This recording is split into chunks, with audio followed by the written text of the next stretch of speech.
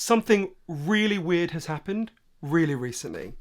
This is a photograph of a beach in Britain in the 1970s. Look at it for a moment.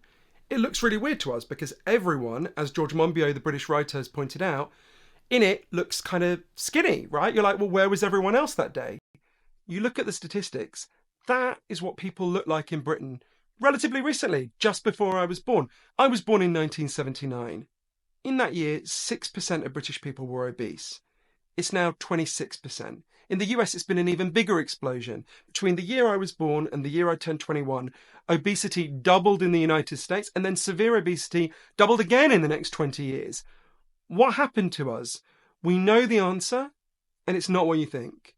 It's not that people had poor willpower, it's not that people were greedy. This change happens everywhere where there is one change and one change only.